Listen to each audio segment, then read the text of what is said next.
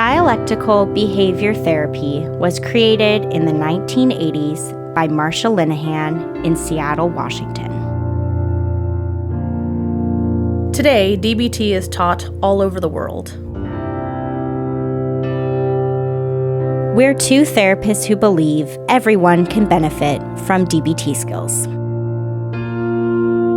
I'm Kate. I'm Michelle. And this is DBT and Me.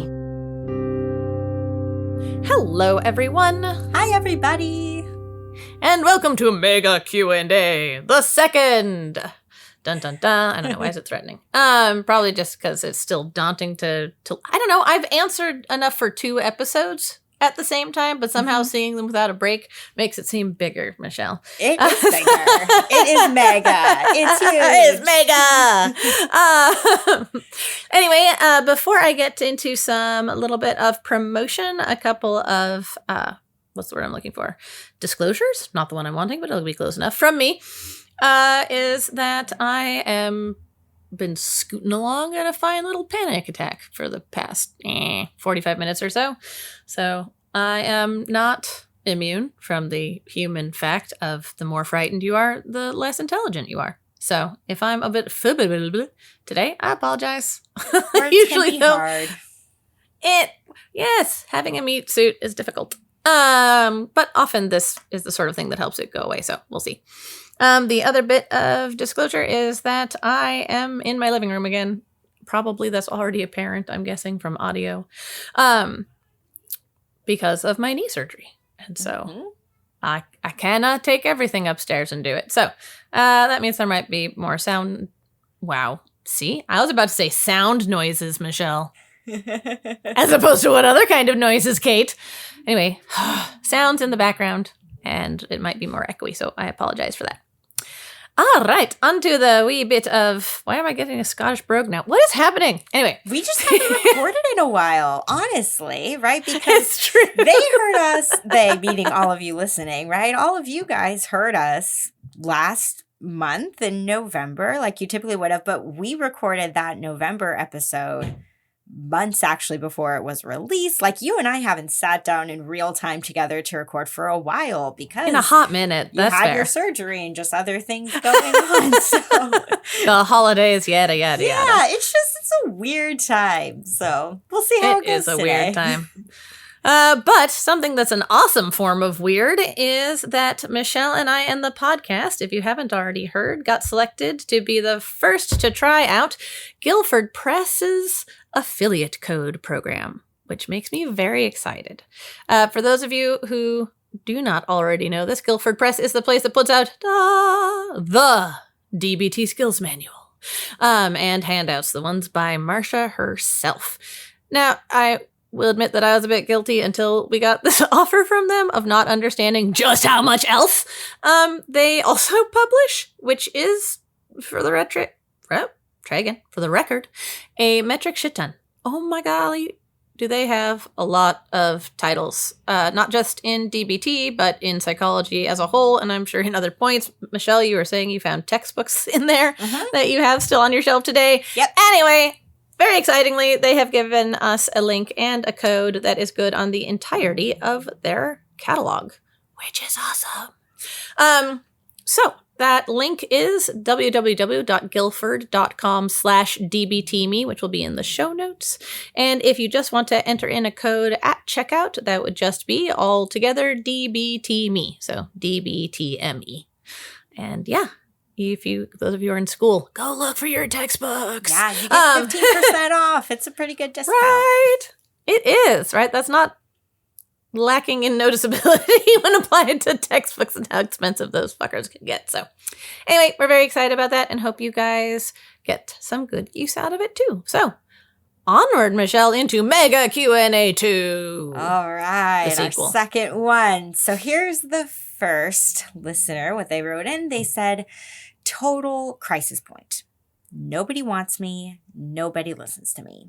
Doctors have put me on weekly prescriptions. Told at work that I'm not fulfilling my job role and maybe the job is too hard for me given my fragile mental health. Can't stop crying. Aw, my first response is just to my heart aches.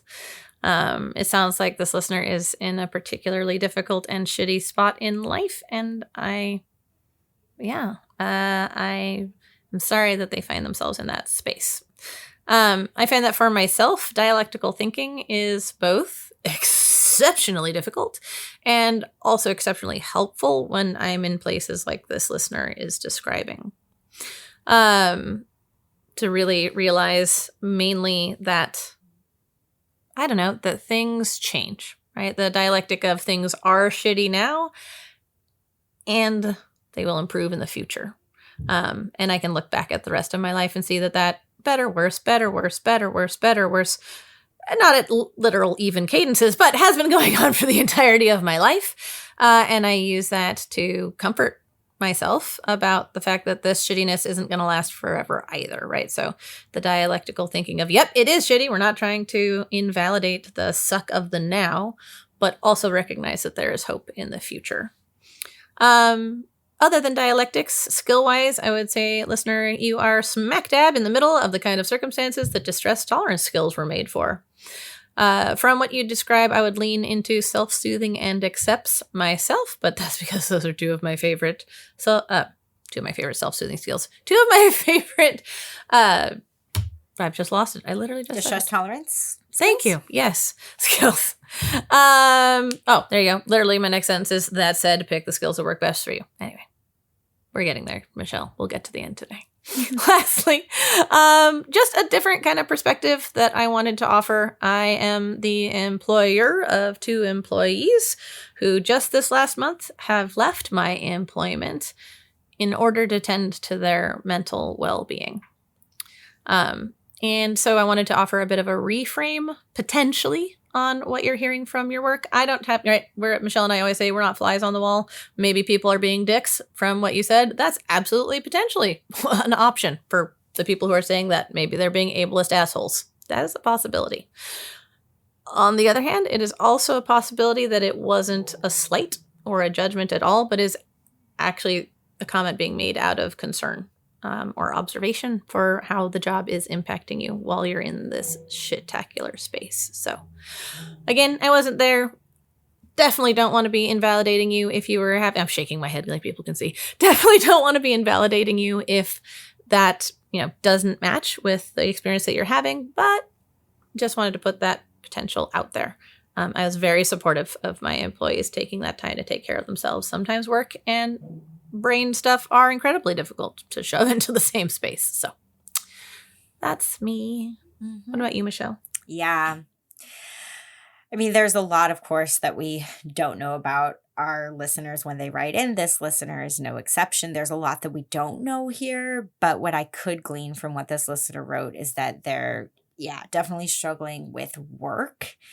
And they're struggling in their relationships too. And they say that, nobody wants me, nobody listens to me. And so, it's just hard when there's multiple areas of our life where it just feels like things are falling apart and not working well. I guess, I don't know, weird way to think about it. And I love that you're bringing in dialectics, Kate, because I'm going to bring some in here too, which is like they say at the end, can't stop crying. And my initial response was, I'm glad you're crying. I'd rather you be expressing the emotion than suppressing it. And I also understand that even though crying is a very healthy emotional release, it can feel overwhelming and really uncomfortable and unpleasant. And I know, Kate, like you've said at times on the podcast, like you've cried to the point of vomiting. Like, yep, multiple times in my life. Yep. Truth. So it's like, crying is healthy. And I understand it may also feel absolutely terrible. So you're trying to, to bring in a DBT term here. Like you're working on riding these waves, and that's not fun. So as for what you can do about it, one of the things that came to mind for me is that in every moment and again, this could be a hard perspective to look at sometimes, but it's the case that in every moment we have a choice. If I wanted to right now, as I'm sitting here recording with Kate, I could just be like, hey, Kate, I'm done. I'm not going to record this episode anymore. Like, I have that choice if I wanted to. I could. Don't do that. Sorry. I won't. Yeah, exactly. Won't do it. But could I? Sure. Right? Like, we have choice. Sometimes it's like, well, I get to choose what food I eat. I get to choose what I wear. I get to choose whether I relax in my bedroom or relax in my living room. I get to choose where I go for a walk today. I get to, right? We have choices at all times. And so when you're in a position where it sounds to me like this listener is in, of like, there's so much that feels like it's happening to me, right? Like, people aren't supporting me the way I want to be supported. I'm having to take these medications that maybe I really wish I didn't need to take. Things are not working at my job. Like, that there's all these things happening to me. If you're able to find little small ways where you have control and where you do have choice, that can be a good way to start balancing those scales mentally for yourself. If there's a lot of things on the side of this sucks and I can't do anything about it, there is that side of the scale. There's also the side of the scale of what can I do? What is within my control? So if you can start noticing those things, even in really small ways, that starts over time to rewire those neural pathways to remind yourself, okay, even when things are absolutely awful, I still can do something here that may be beneficial to me, even if it's really, really small. That's something I would recommend. I have to follow up on that before reading the next one. I can't let it go because some of what you said really, I don't know, inspired me, I guess. What I was taking away from what you were saying there, Michelle, is essentially like the focus on choice. Made me think of Viktor Frankl, who, if I haven't pushed Man's Search for Meaning as a book that everyone ought to read on this podcast yet, consider that done, dear listeners. But really, one of the things that he asserts is a foundational truth of humanity that can never be taken away from us, is that we have the choice. So we have the ability to choose how we react to any situation. Yep. We always have that choice to determine how we react. We cannot pick our situation. Viktor Frankl, for those who don't know, was writing this during and just after being in a concentration camp in World War II. So certainly not good circumstances, but he still really focused on where he could make choices, like what you're saying, Michelle. And I 100% agree with you, while also saying something that I think might sound slightly like it's disagreeing with you, but bear with me. I would argue that there might be places the listener can make these little choices that actually have like impact or control or like can alter the situation to be less shitty. I think that's all true. And also, I think a lot, or almost every client I've ever run into, and myself most of the time when I don't remember to take my own fucking advice, I think that there can be this idea that X amount of what we do in life we're doing because we have to.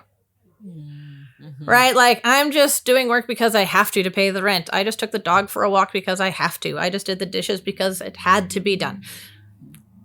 I am pedantic at my soul, and sometimes it's useful. No, you don't. Right. You don't have to do any of those fucking things. Not a fucking one of them. Right? Someone puts a gun to your head and tells you to do something you don't actually have to. It's a choice most people would make, but at every moment, you are getting to choose. You are making choices. I like to try and point that out to hopefully help people feel more empowered, right? It's not that you're making choices every day, right? To live the life that you're leading. There we go. That alliteration was hard from my mouth. Almost nothing other than feeding ourselves and keeping ourselves warm from the elements, etc., counts as a literal have to. Mm-hmm. They are have to because this is in alignment with my values, right? I hate it, but there are people who don't ever walk their dogs, like that's a thing. They just let them shit in the house, right? Or just like in a tiny little space in a backyard and never give them exercise. And that feels horrible and bad to me, but also that's because my values say that's different, right? So so few things in life are have to. Give yourself credit for the things you're doing. Yeah. Because I guarantee you're doing a shitload of things, right? So, I think there's sort of different kinds of choices, Michelle, is what I'm trying to think sort of there. And I think the kind that you're talking about, there's more of that like limited access to smaller things, and to find them and focus on them is great. And then I think there's just the notice what's already there. Sort of thing. So anyway, thank you for letting me add a bunch of Yes, I loved it. You have a short question next anyways. It's true. It is very short. The next one reads, suggestions for helping preteens and teens understand and utilize opposite action?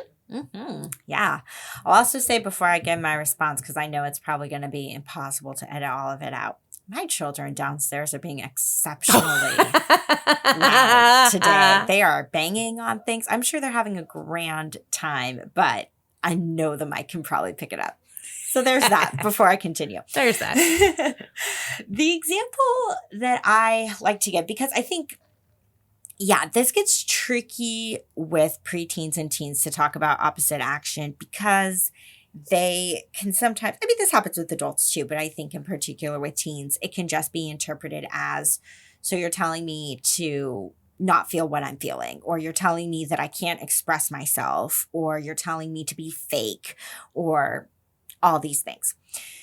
So the example that I tend to give anyways when talking about opposite action with adults, but I think it could land pretty well with teens too, is to point out a really obvious example where acting on an emotion would be ineffective or inappropriate. So I will often say, okay, if we take the emotion of anger, when somebody feels angry, maybe they want to punch a wall. Maybe that's the action urge. That's what the emotion is telling them to do. So do you do that and act on the action urge? Or do you do the opposite action, which would be to walk away and take deep breaths, as like a really cliche example? So a person has that choice of what do they do with their anger? Do you hit something, or do you breathe and take a break? And most of the time, I think that example, because it's kind of an extreme one, can really show people like, oh yeah, you wouldn't want to just go around punching walls everywhere you go, or, even worse, punching living beings or anything like that. Like, yeah, it would be much better to practice some opposite action, and that would be more effective. But really, in general, opposite action as a skill, it's all about choosing between two different paths to walk down.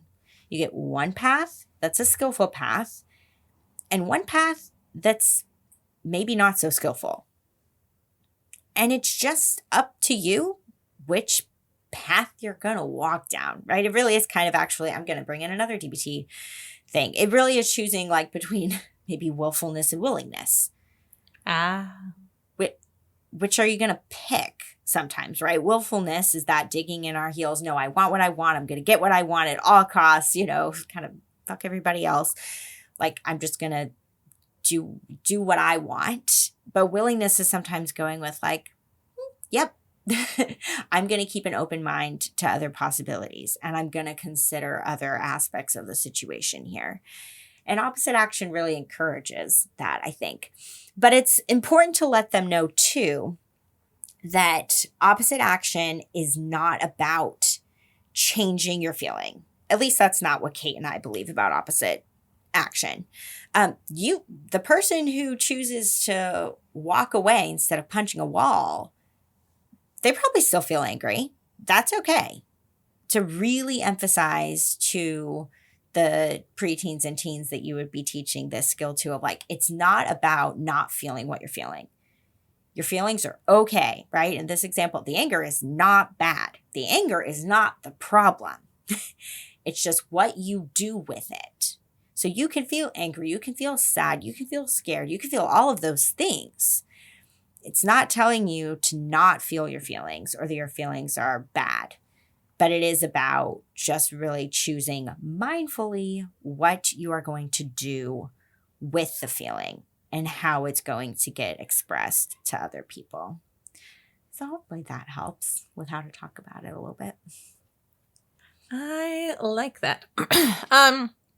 Some other thoughts that I had was potentially just the action of going to school for some could work as an example, right? If, I don't know, if someone happens to really enjoy school, that might not be.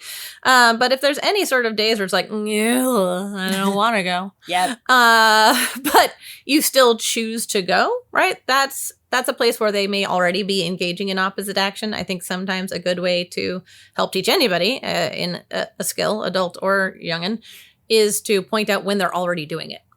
Right? Like moments in their life, they are already doing this thing. And then you be like, that there. That's what I'm trying to help you understand or help you ingrain more into your behavior or what have you. If the kiddo is already engaging in behaviors that are having significant consequences, you may be able to use those behaviors and their negative repercussions as touchstones. Right? So they've already sort of seen this is what happens if you walk down the unskillful path, to sort of borrow some of Michelle's language. If you punch somebody, maybe that means the cops come and talk to you. If you walk away, that's not so much the consequence, right?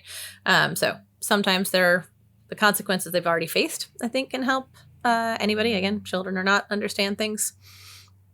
And last but not least, I would suggest using examples from your own life, potentially even events that the kid has witnessed, so that they can know and hear that it's a struggle that you also have, which I know, even though I don't know anything about you, I know you're a human, dear listener.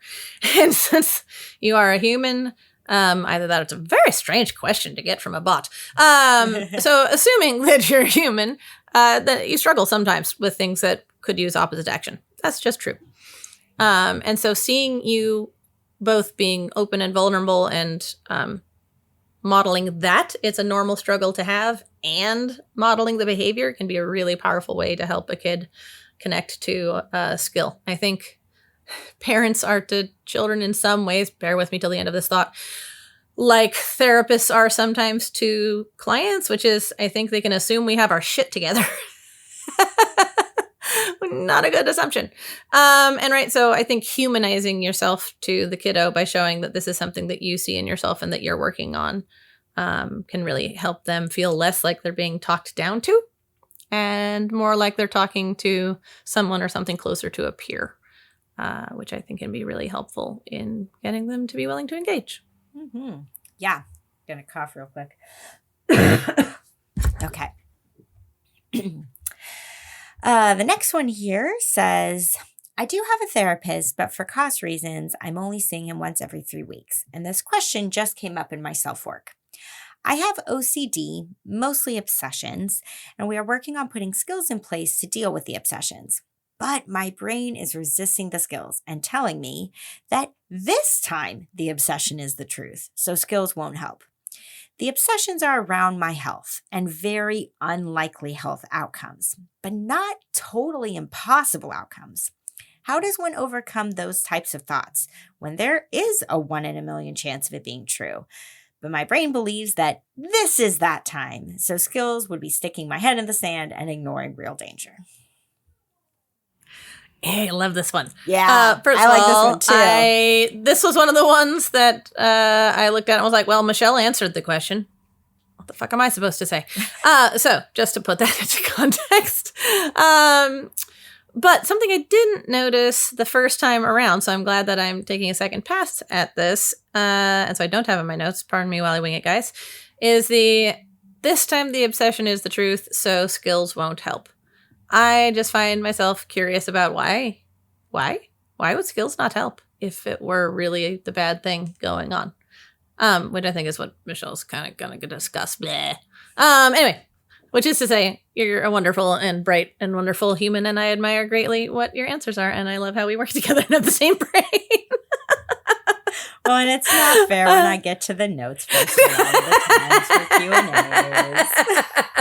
Hey, you know what? It forces me to be more creative, which is probably a good thing for teaching in other contexts. So some skills that I did think might be helpful could be push away and thoughts from accepts, right? Fill your brain with something else other than what the obsessive thought is.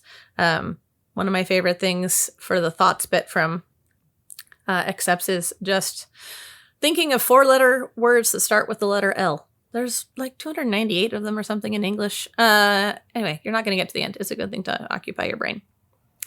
And also maybe stop, right? If there's something associated with the obsessive outcome, or even if you're telling yourself to stop from the activity of obsessing and taking a moment to step back from your own thoughts and proceed mindfully. And from outside of DBT, I might suggest the use of mala beads to get new messaging into your head of some sort. You and your therapist would probably be best suited to find what the right messaging would be to help undermine the unhealthy thinking that may be going on here. But the point of mala beads is just to pick a more healthy thing to think and repeat it to yourself so many times. So many times. Until essentially you carve a new neural pathway and make it easy for your brain. So those are some of my thoughts, but Michelle, want to give the best answer? Well, I don't know if it's the best answer necessarily, but it's just the first thing that came to mind for me of what it seems like this listener could really benefit from is this very specific question in Check the Facts. So I love this part of the Check the Facts worksheet, which is the line where it says, describe ways to cope if the worst does happen. So let's pretend for a minute, listener, the 1 in a million does happen. This is the time you do get the scary health diagnosis. What are you going to do? Because sometimes thinking about that and giving ourselves the answer, it really does, in a way, like shut our brain up. Because our brains like to try to fill in the blanks. Right? We ask ourselves what if questions all the time. Well, what if this happens? Like, then what am I going to do? But if you actually have an answer of like, well, if this happened, this is what I would do. Right? Like, if I really got this bad, scary health diagnosis, well, I'd call my family and friends and I would tell them. Then I'd talk to my employer about taking a leave of absence. I'd apply for FMLA. I'd start going to these doctor's appointments. I would start doing X, Y, and Z medications or whatever it would be. Fill it in. And I know that may be scary, but then you have the answer. So if your brain, for some reason, goes back to asking the question again, you have the answer there. But the thing that I was thinking of, I'm going to use a different metaphor here than health concerns like this listener was talking about. Because Kate and I, we, in DBT groups back when we were teaching together, I'm sure you still do this all the time, Kate. Driving metaphors are... all the time. All the time. They're just so easy and they're pretty universal. So I was thinking of a driving metaphor when I was reading this listener's question, right? That whole idea of, well, this could be the time, or there is a chance that this big bad thing could happen. Sure.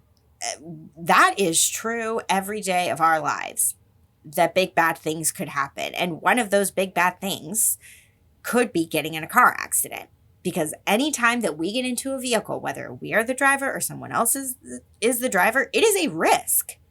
It's kind of crazy how often we put ourselves in vehicles and drive when seriously it could be really bad. But the vast majority of the time, when you get in a car and you drive, you don't get in an accident. Most of the time. But is there always that chance? Yes. Hell yeah. There is that chance.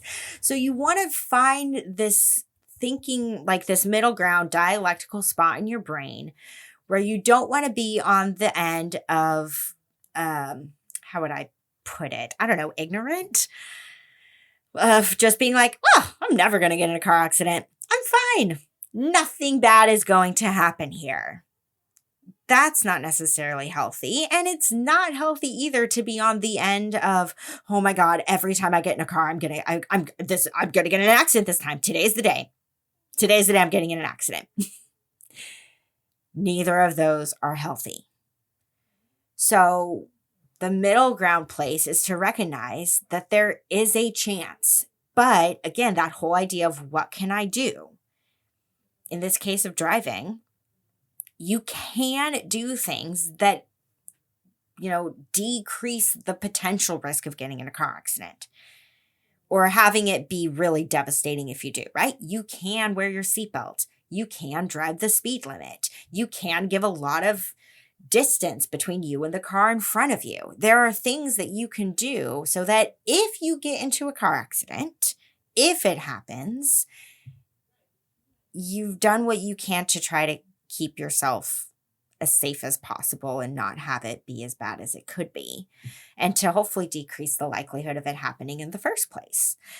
So I don't know, when it comes to health concerns can get tricky because some health concerns, there are practices you can be doing in your life that will just improve your health.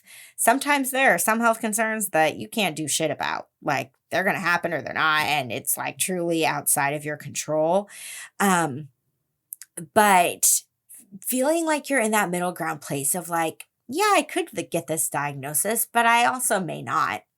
This could be the time, but it also may not. It's just a good dialectical place to be as much as you can try to get yourself there, right? I could get in a car accident today, but I also probably won't.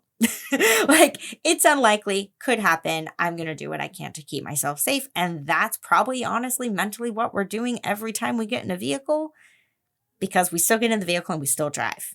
So we take those risks probably because we know we're going to do what we can to keep ourselves safe and because we know it's decently unlikely. So some little things you can try to think in your brain to reconceptualize the 1 in a million type of an idea of things happening.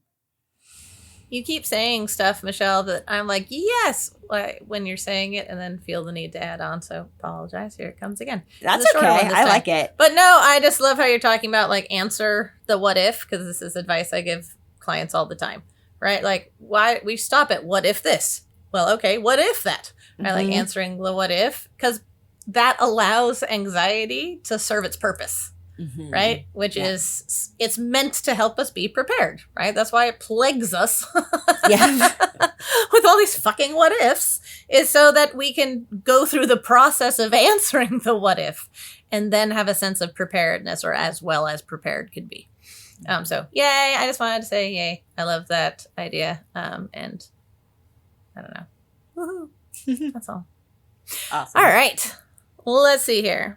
The next one reads, I struggle with feeling that no one in the world cares about me, and their care is superficial, and they get something from me and therefore, quote unquote, care about me.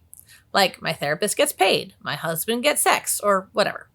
What skill would you use? I know the check the facts skill. However, this feeling isn't a logical feeling at all, because logically, I know people care about me.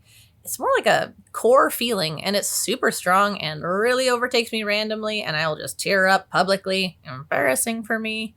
If something triggered me into feeling that no one cares about me or that I don't matter. I know logically that God cares about me, but I also don't feel that, so it doesn't help me. My therapist is going away for 6 weeks, and I feel like she doesn't care about me, although I know she does, and I'm also so happy for her to go on a well-deserved vacation. ... Yeah. I don't know why this is the first skill that came to me here, but I was just like, this listener sounds like they are desperately seeking give from other people, right? They want other people to be gentle with them, to act interested, to be validating. Like, they want to be experiencing this from others. And I was just kind of reading this and thinking, is this listener able, like, of course, I want this listener to receive that from other people too. Yes, listener, I want you to be receiving give. We all need give in our interactions with other people. And I also want you to be able to practice give with yourself. Like, I want you to be able to validate your wants, needs, emotions. And I just really kind of hear this listener like almost like talking themselves out of it. Like even at the end here of like, my therapist is going away for 6 weeks. I feel like she doesn't care about me, although I know she does. But I'm also so happy for her to go on a well-deserved vacation. Like, sure, you can be happy for your therapist. And you can also be like, I'm really sad and scared about my therapist going away for 6 weeks. Dialectics. That's the theme of this Q&A. Is it really deep down the theme of every Q&A? I don't know. That would be not. great, right? DBT. But like, it's okay to just be like, yeah, I'm really scared about my therapist going away for 6 weeks. And you don't have to talk yourself out of it. You can just let that be there, that feeling, and validate it for yourself, because that makes a lot of sense to feel that way. The whole other thing going on here, right? The big thing that this listener is talking about is like, I struggle with feeling that no one in the world cares about me and their care is superficial. So something you can think about is, I think of this as like experiencing a gift for free.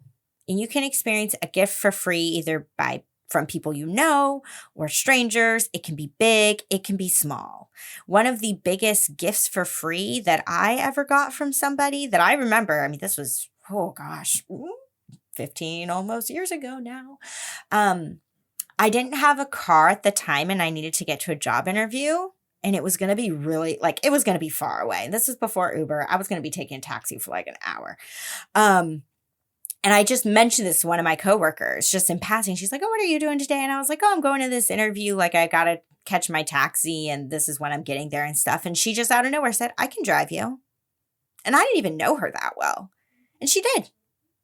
And that has always stuck with me, how kind that was of her to take time out of her day to drive me to my interview, wait for me, and then drive me back home.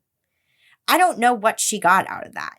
So to me, that felt like a gift for free, because it's not like I was like, hey, I'll give you a ride next week somewhere. Like, nope, I never.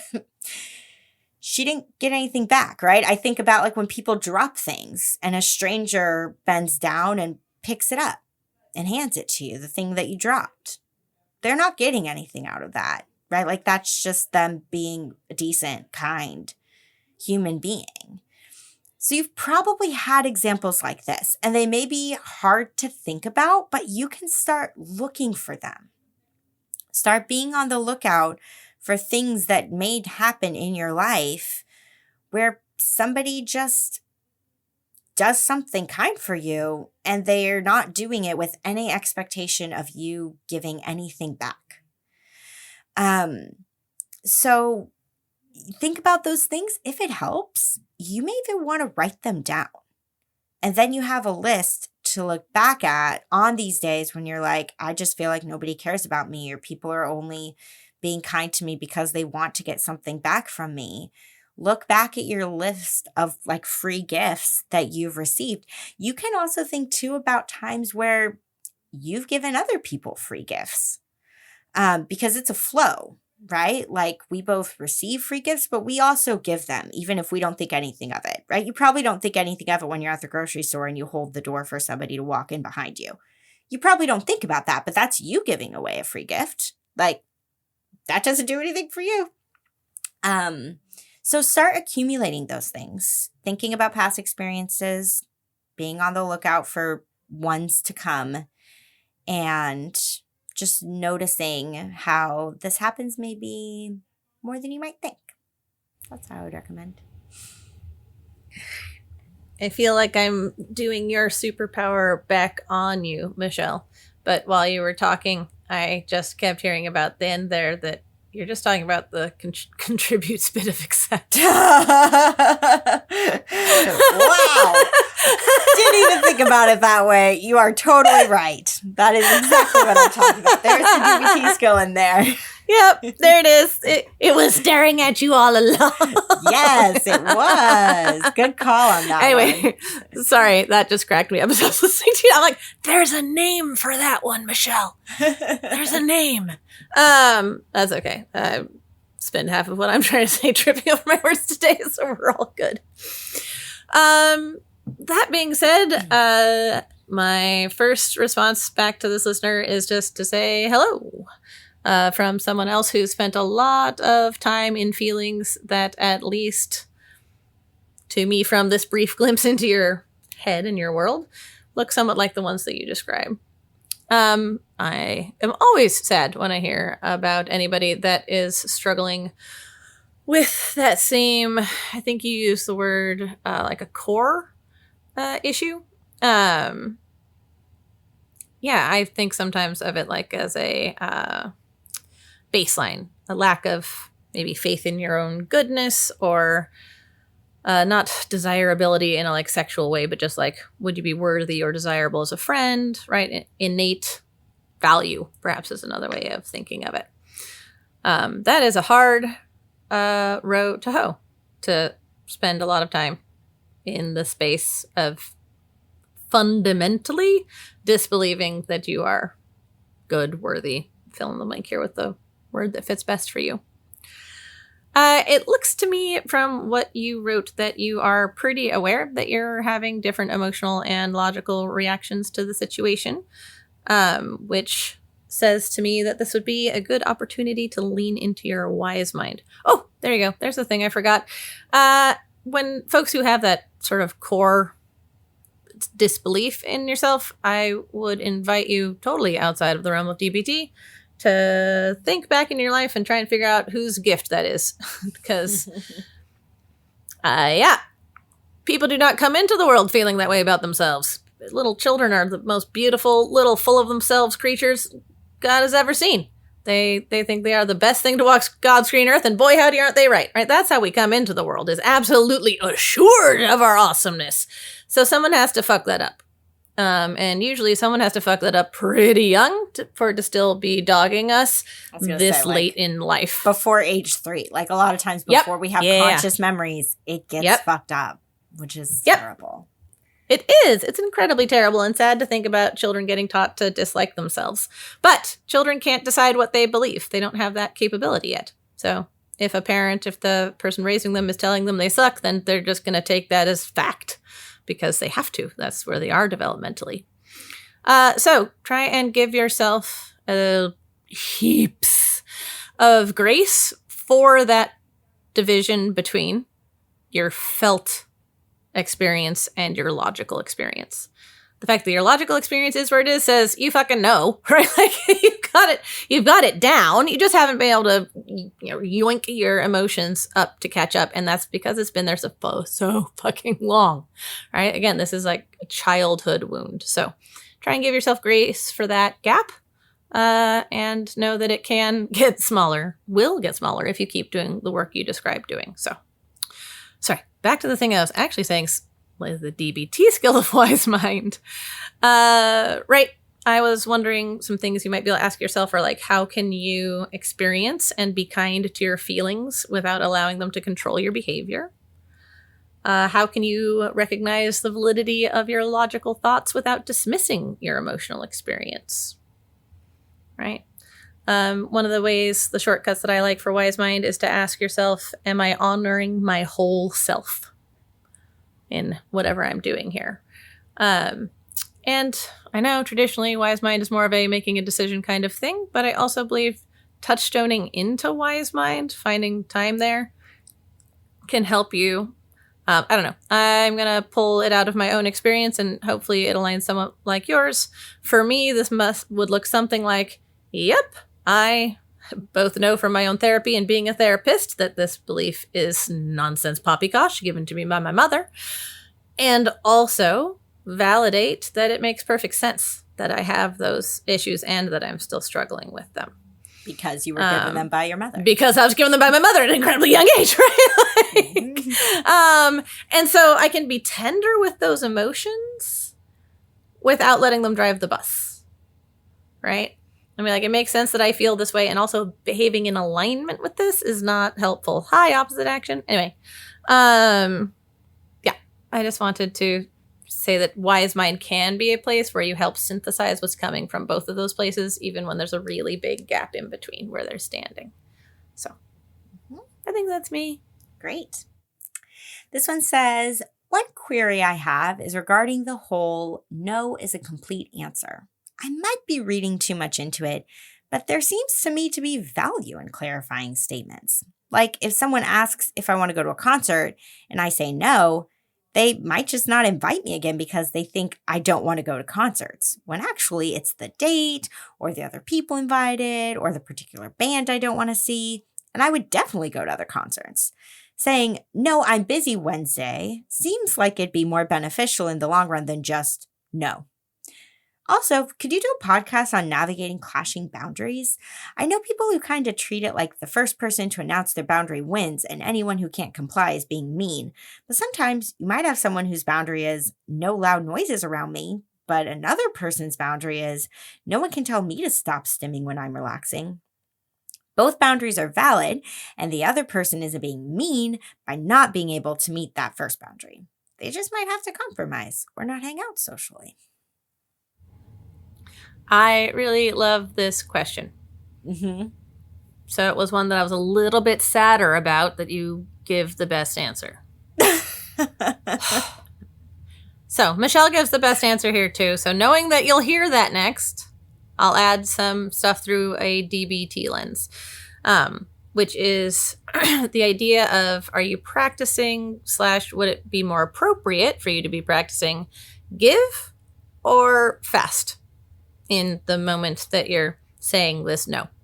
If it's more of a give flavored moment where the relationship matters to you, it's something that you're trying to grow or prioritize or mend, then I'd say that the kind of context and clarifications that you mentioned are right on.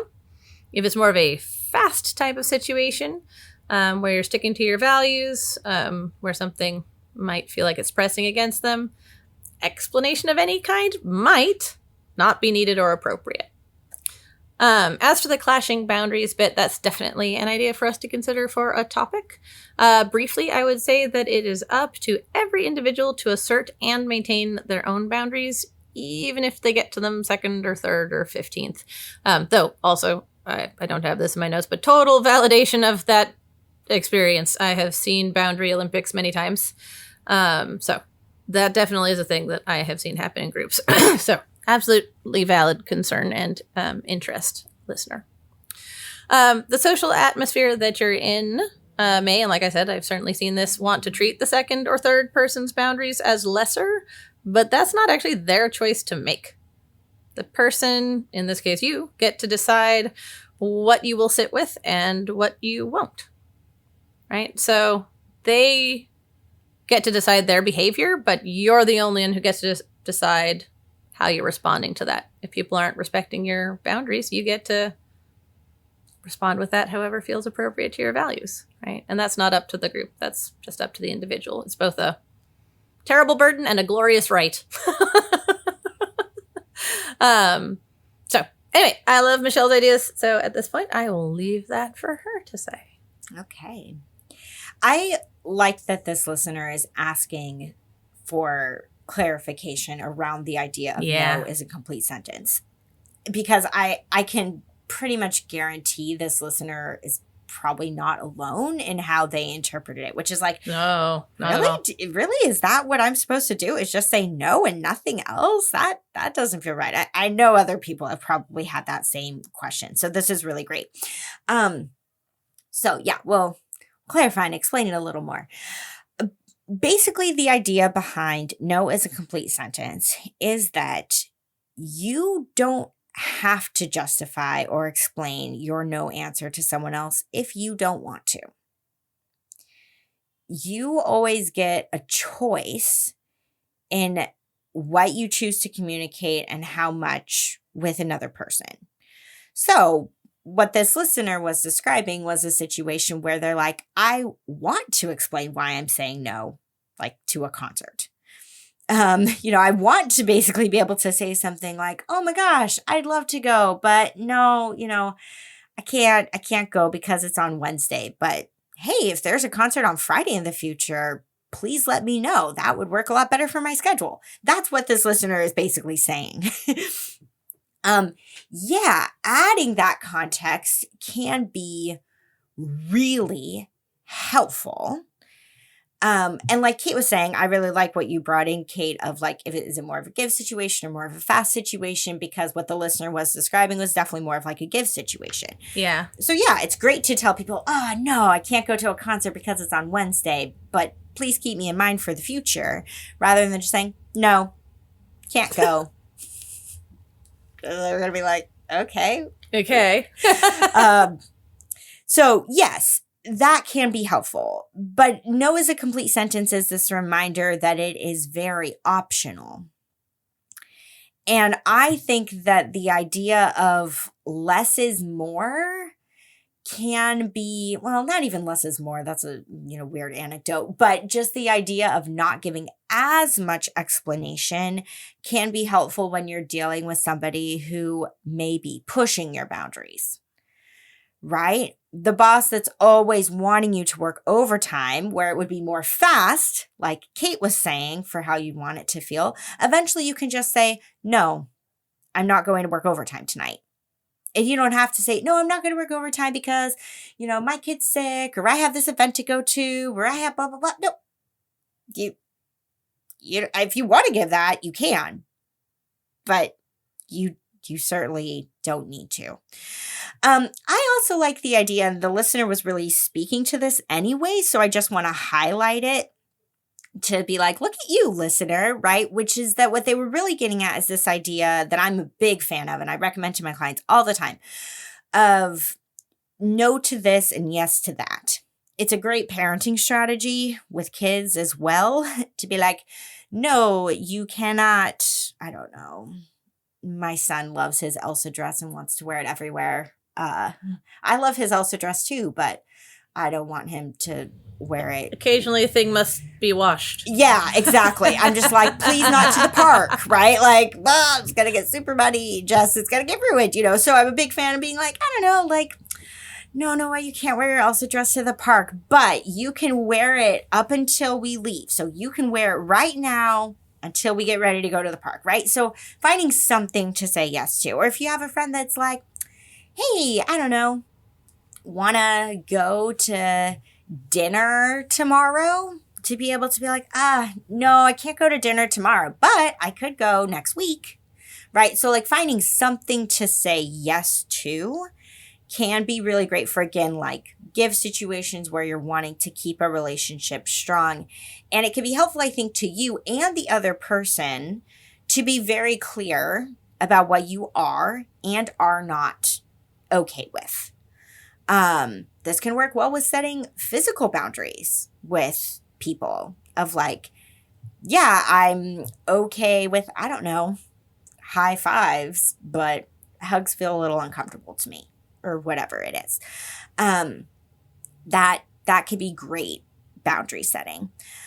I'm just glancing at my notes here. Oh yeah, because I want to touch on that second piece. I also like how you put it, Kate, boundary Olympics.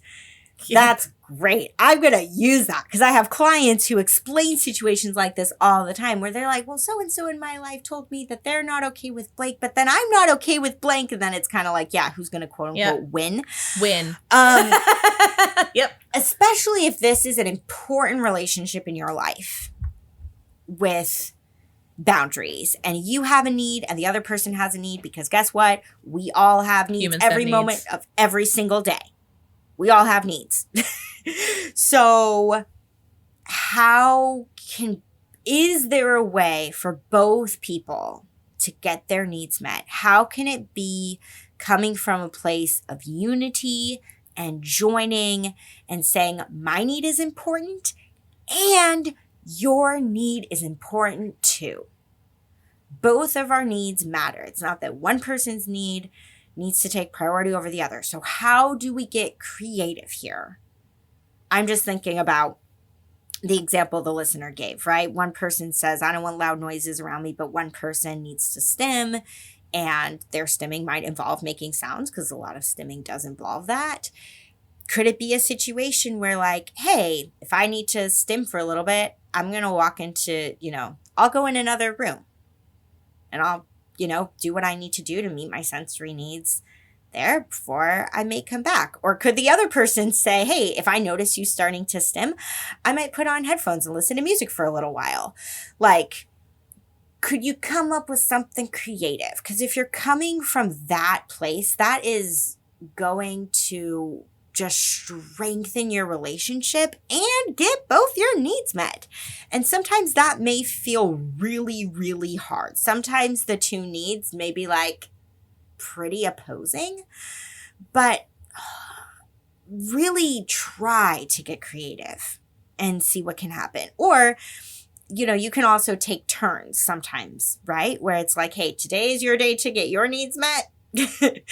Tomorrow is my day to get my needs met, or that kind of a thing. That can be another way to compromise if you can't get both your needs met at the same time, whatever the needs may be. So that's a good perspective to come from with situations like that the listener was describing.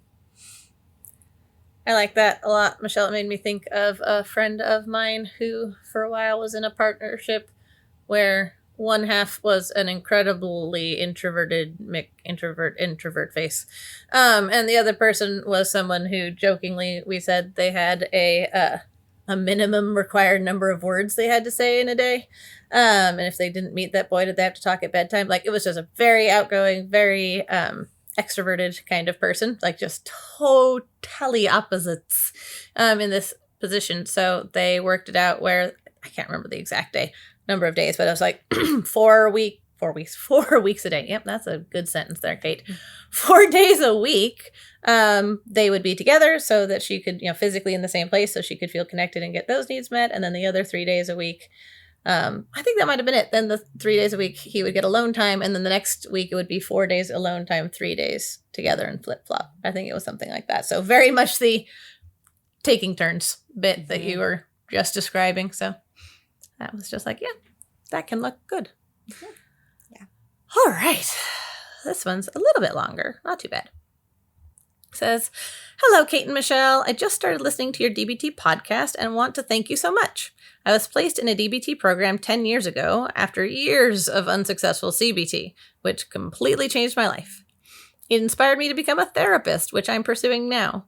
However, when I started getting into the medical coursework of my undergraduate, I began to pay more attention to my health and noticed some odd symptoms I was experiencing.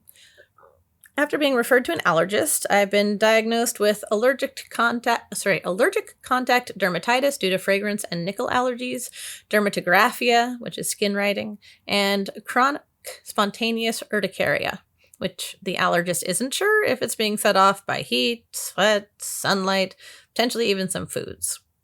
I feel extremely overwhelmed and devastated by this news. Due to my diagnosed OCD, I obsess and Google this topic nearly every day. My therapist tells me not to, but refraining is very difficult. I have difficulty trusting doctors, so I'm seeking a second opinion from a dermatologist before taking a biological shot. I'm hoping when I move in a couple of months to rejoin the next available DBT program when it begins, because it was so helpful before, and right now there isn't one available near me.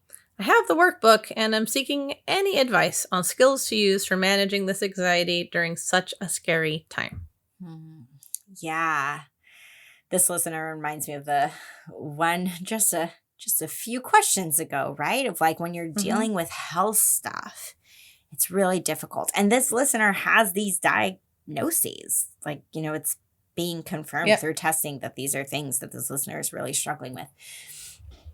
So as far as skills go, the first thing that I thought of was, and this is going to be tough, but I hate to say it, I agree with your therapist. Your therapist is telling you not to Google, and I'm going to double down and say the same thing.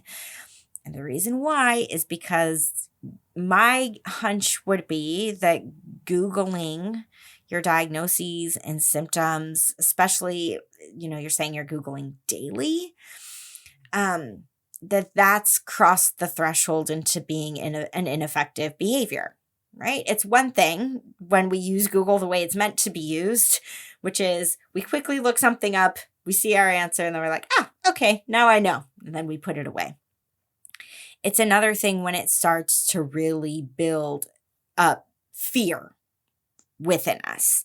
And we start spending a lot of time doing it, then it starts doing more harm than good. And my hunch would be, listener, that you've crossed into that realm of things. So that means you're going to need to be practicing some opposite action. And this is where opposite action can be really hard. I think opposite action, in my opinion anyways, maybe not everyone thinks this, but I think the hardest emotion to use opposite action for is fear.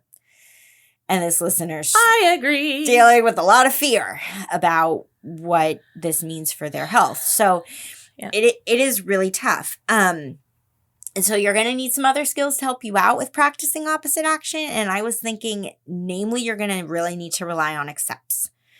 So it's going to feel like breaking a habit, honestly, which is that any time that you want to Google something, you're going to have to consciously choose to do something else and tolerate the distress that's going to come up from not Googling.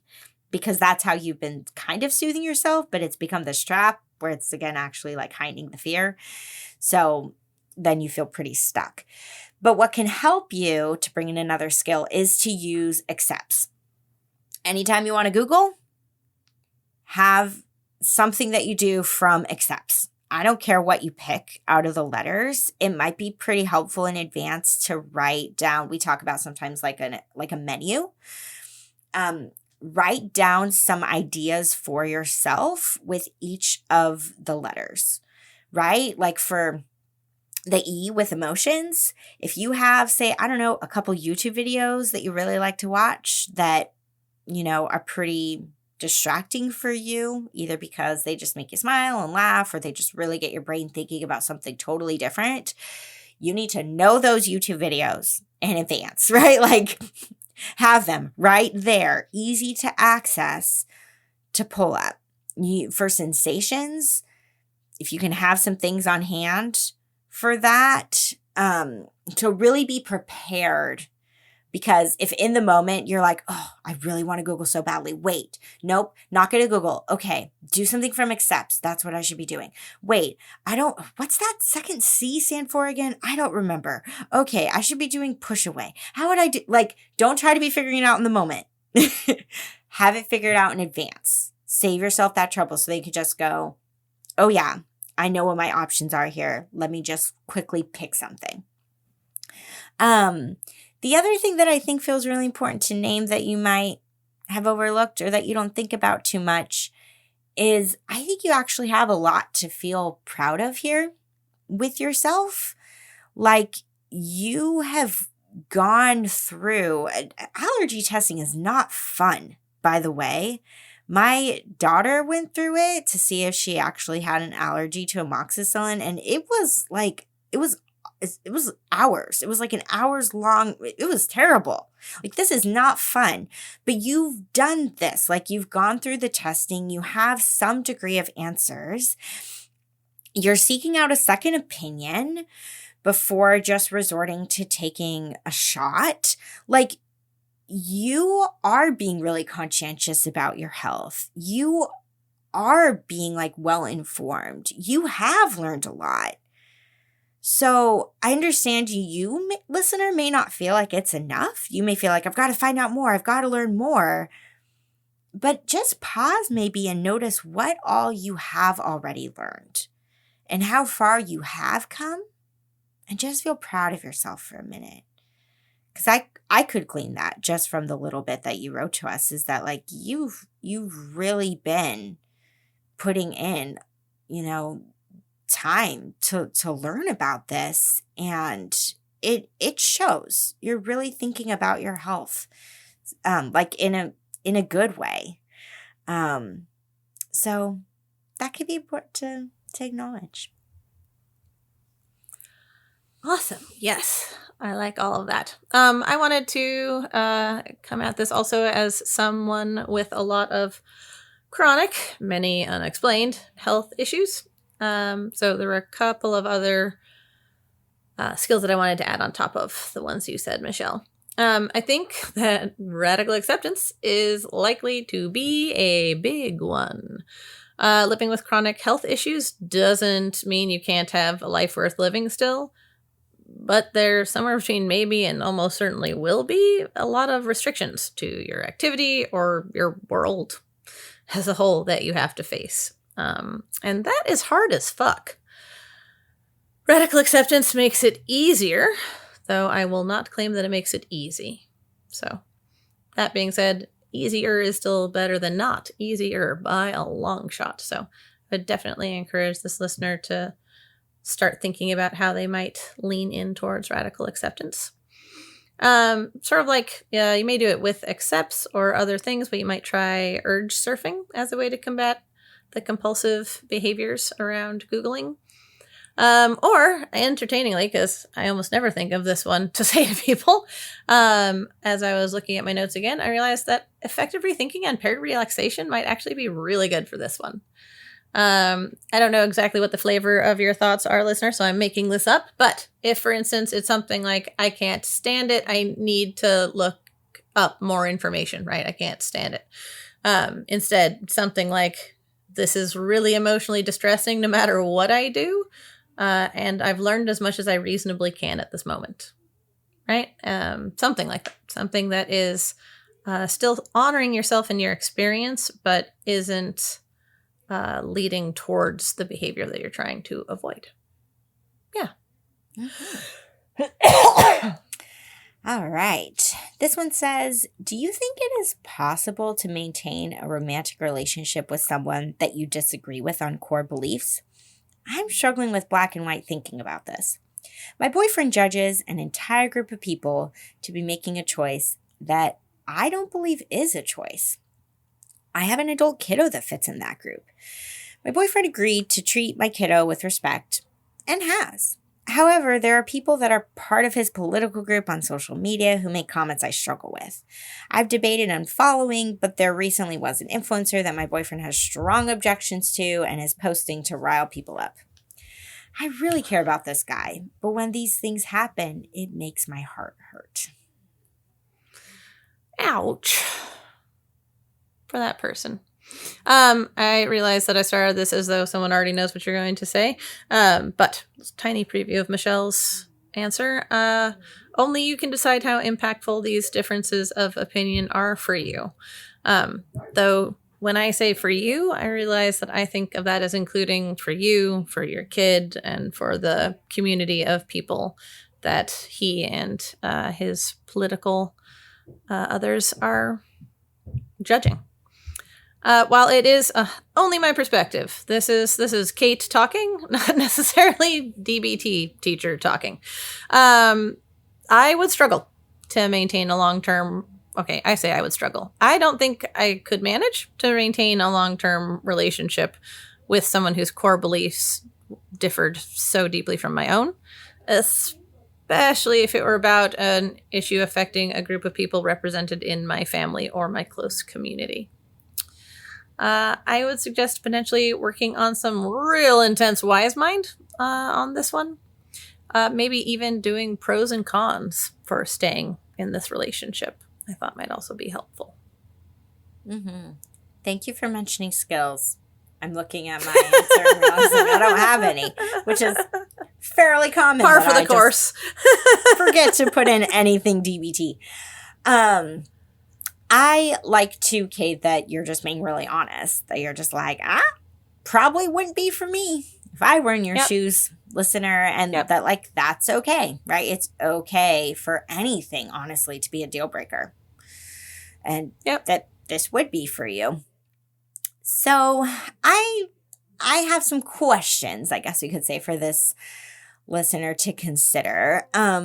But one thing that I think is important, and I talk about this with my clients a lot when it comes to relationship issues with a partner, is that they're kind of like zooming in issues and zooming out issues. So zooming in issues are like day-to-day compatibility between the two of you. Just how do each of you move through the world? What kinds of decisions do you make? How well do those things align? I don't know, let's go with a really benign example. Does one of you always want to like cook meals at home and one of you always wants to eat out? That's a pretty zoomed in issue. Things about paying, finances, housework, those types of things. Zooming out, if you zoom out to look at your relationship, then we're looking at things more like this listener is talking about. What are our values? What do we see for the big picture of our lives and what we want? If you zoom out in your relationship and let's say one person wants children and the other person doesn't, that may not impact your day-to-day life very much, but will that impact the long term of your relationship? Yeah. It will. So this listener is talking about a zoomed out issue. So I don't know when we zoom in to your relationship what things look like or how compatible you feel in those areas. My guess, just based off of the little we know here, is that when you zoom in, this listener's like, yeah, it's good. I like this guy. We enjoy each other's company. We have fun together. Has a lot of great other qualities that I see. But when I zoom out, I'm concerned about our values with this area in particular. So ideally, in a relationship, for it to go the distance, the long haul, you're going to need to be compatible in both areas. Zoomed in and zoomed out to have it work and be healthy. That being said, probably in most relationships, if you dig deep enough, you'll find at least one zoomed in thing that you're not compatible on. And you're probably going to find even at least one zoomed out thing that is just like, nope, we're just different here. And, as I kind of just named, only you can determine what's a deal breaker for you. Nobody else. There may be other people in your life that to them, this would be a deal breaker. So they may really push that on you. Just like, how can you be with him if he, can't understand this or that kind of a thing? That can be their opinion, but only you get to decide for yourself. So the questions that I will now get to that I really would encourage you to sit with, and this kind of goes with what Kate was saying of like really intense wise mind time. When you are feeling into your wise mind, ask yourself these questions. Question number 1 is, what do you need to do to take care of yourself in these moments? When this stuff comes up between you and him, right, this difference kind of gets a spotlight cast on it, which it may not very often. The two of you may go weeks and this may not feel relevant, but then there's a time where it comes to the surface. What do you need to do to take care of yourself in those moments? How do you respond? What do you do to soothe yourself? What do you do to advocate for yourself or advocate for your kiddo or advocate for this entire group that your kiddo is a part of? Do you choose to do that? How do you act in alignment with your values, regardless of what he's doing? I just realized I put on a lot of extra questions to that question number 1. Let's help you dive in more. Okay, question number 2 that I wrote down. Is communication open and respectful between you and your boyfriend about these differences? That one is really important because you can find a lot of relationships that do go the distance in spite of some pretty major incompatibilities between the two people in that relationship. But how does it work? It works because they respect each other and they have good communication that doesn't get heated or adversarial when they're talking about a topic that they don't see eye to eye on. So, how is communication between the two of you with this? Do you guys wind up getting into fights every time there is one of those spotlight moments when it's in your face that the two of you are different in this way? Does it just inevitably spiral and get nasty between the two of you? Does it feel like either you or him are really trying to influence the other to believe what you believe? How does it unfold? Do the two of you feel, because this is certainly possible, that you can feel closer in spite of conflict? Or do the two of you feel like miles apart when you're reminded that you're different in this way? So those would be some things to explore and think about too. Because I'll be honest, like Kate was pretty honest. Kate was like, I don't think I could do it, listener. I don't think I'd stay in that relationship. I'm going to say I don't think the relationship will work in the long run if the two of you have, I don't know, disrespectful, really conflictual interactions around this topic. If it's not respectful communication, that to me can be a deal breaker more than whatever the incompatibility is about. So that's something to really think about there. All right, Kate, we're on to the last one. Are we then? All right. This one reads, I was just curious how y'all practice being non-judgmental to yourself. I was speaking to my therapist the other day and mentioned something that didn't seem to be judgy. But then she reframed it for me, and I immediately realized how much lighter I felt and how hard I was accidentally being with myself to begin with.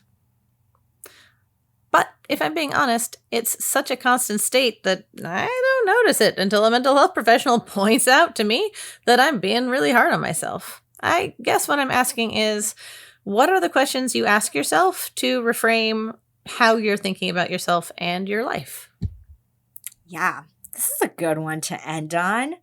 And I really like, here, Kate, I'll say what you say sometimes about my answers where you're like, I really like what Michelle's going to say, or Michelle took the good stuff. I really like what Kate's going to say.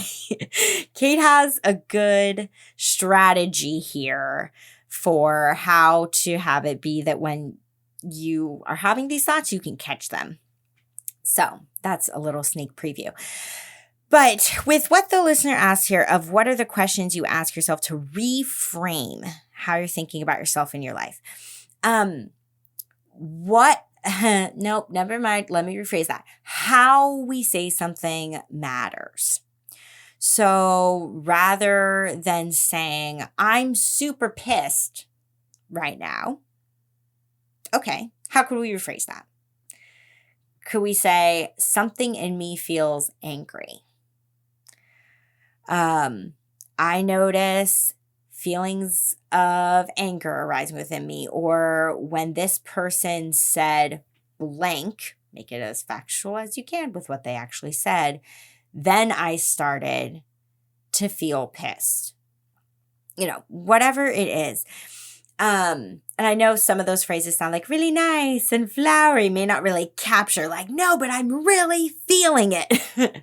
But if your goal is to be less judgmental and to be more, I don't know, we could say like stepped back, removed, you want to take more of an observer type of stance towards your own internal experience of just being like, I'm noticing this within myself. I'm noticing this emotion. I'm having this thought. I'm catching this, we could say, rather than being like, nope, this is what's happening. To just really take a step back to observe. So that's what I would recommend. But Kate has good things to say here. So I'm ready for your stuff, Kate. All right. One thing I've had clients try that has been successful in this sort of situation is to try pretending that you're thinking or saying to yourself. Oh, I too can say what I wrote. Is try pretending that whatever you're thinking or saying to yourself was something you were saying to a friend. For instance, if you thought, I'm so stupid for not giving myself enough time to get to that interview, try out how it feels if you insert the name of a friend at the start. For me, I could try, this feels so uncomfortable even just saying it out loud as an example. Michelle, you're so stupid for not giving yourself enough time to get to that interview. I am and would be horrified at the thought of saying such a judgmental and unkind thing to Michelle, even if my mind would think literally nothing of saying it to myself. So, you might just try on some of your thirds. I'm making up new words left, right, and center tonight. You might try out some of your thoughts with the name of someone you care about to put at the beginning or end or wherever the subject goes in that particular thought. You might be surprised at how well that does at sorting them into reasonable and unreasonable, healthy, unhealthy, kind, unkind, etc. sorts of thoughts. Also, if there are just like repeated thoughts that you and your therapist have already identified as an issue, you could try effective rethinking and paired relaxation with those thoughts. If something you're really prone to is saying, I'm stupid when when you've done something wrong, you can work on, it's okay, getting things wrong does have consequences, but it doesn't mean that I'm a bad person or whatever, making things up on the spot with that. So, but I think that could be a skill that could be helpful. And I realized that I was the one this time that had absolutely no DBT in there. So there we go. Slipped one in right at the end. Good. Glad you got something. That's me, Michelle. All right. That brings us to the end of this second ever mega Q&A episode. I don't know how you feel, Kate, but I feel like this one went by a lot quicker than the last one. I don't know. The last one just felt so long. It's true. I do feel like it was more cohesive and just like it flowed better. Yeah, we'd got one under our belts before this, so we did all right. But yeah, if you have questions for us for future Q&As, you can email them to us, dbtmepodcast@gmail.com. You can also put them in the Facebook group. That's where we get a lot of these from. And then you get to hear other people's perspectives, not just Kate and I. So keep giving us content, even though, as we say often, we are way behind on Q&As, but we want them to continue. So the more content, the better. And we just love engaging with you guys.